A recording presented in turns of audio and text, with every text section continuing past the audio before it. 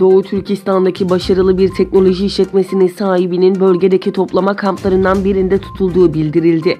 Doğu Türkistan'ın başkenti Urumçi'de bulunan İkbal Teknoloji Şirketi'nin kurucu başkanı 30 yaşındaki Uygur kadın girişimci Gul Cemal Ebedullah'ın bölgedeki toplama kamplarından birinde tutulduğu yakınları tarafından teyit edildi. Özgür Asya Radyosu'nun haberine göre 2017 yılındaki evliliğinden sonra kocasının memleketi Gulce'ye taşınan ve 2 yıldır kayıp olan girişimcinin Çin'in sözde eğitim merkezleri olarak adlandırdığı ceza kamplarından birinde tutulduğu doğrulandı.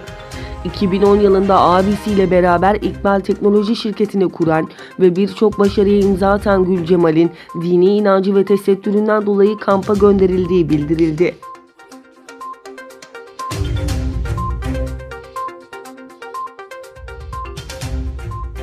Kazakistan Cumhurbaşkanı Kasım-Cömert Tokayev, Doğu Türkistan'da Uygur, Kazak ve diğer Türk halklarına yapılan zulmü inkar etti.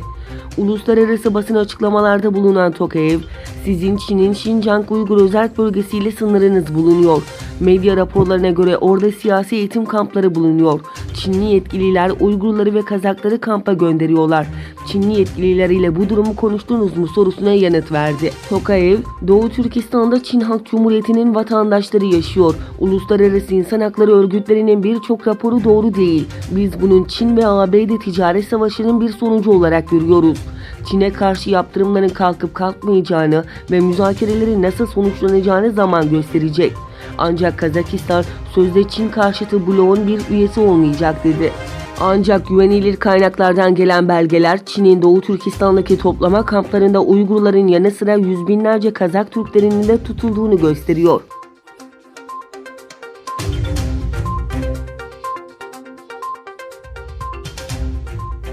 Wall Street Journal gazetesi Trump yönetiminin İran'a karşı Orta Doğu'ya 14.000 asker göndereceğini iddia etti. ABD'de yayın yapan Wall Street Journal gazetesinin iddiasına göre Trump yönetimi İran'a karşı Orta Doğu'ya çok sayıda asker ve askeri teçhizat göndermeyi planlıyor. Haberde ismi açıklanmayan üst düzey yetkili Trump yönetiminin 14.000 yeni asker, ondan fazla gemi ve birçok askeri malzemenin sevk edilmesi için plan yaptığını öne sürdü. Ayrıca sevkiyatın bu ay içinde gerçekleşmesini beklediğini belirtti. İran'a karşı konuşlanacağı söylenen askeri güçle ilgili henüz resmi bir açıklama gelmedi.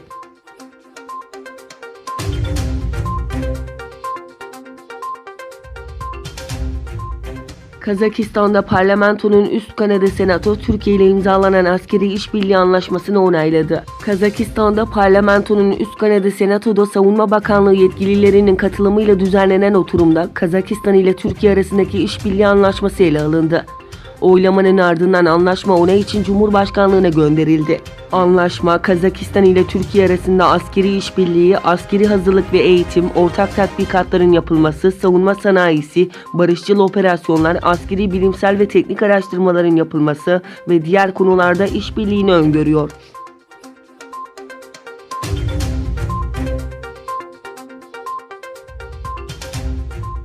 Fransa'da Cumhurbaşkanı Macron'un emeklilik reformuna karşı çıkan işçi sendikaları süresiz greve gitti. Dün başlayan grevlerde 18 kişi gözaltına alınırken polis göstericilere sis bombasıyla müdahale ediyor. Fransa'nın son yıllardaki en büyük genel grevi Cumhurbaşkanı Macron'un getirmek istediği emeklilik reformunun sendikalar tarafından kabul görmemesi üzerine örgütlendi. Başta toplu ulaşım, eğitim, hastanelerde acil servisler, barolar ve basın olmak üzere birçok sektörde iş bırakma eylemi var.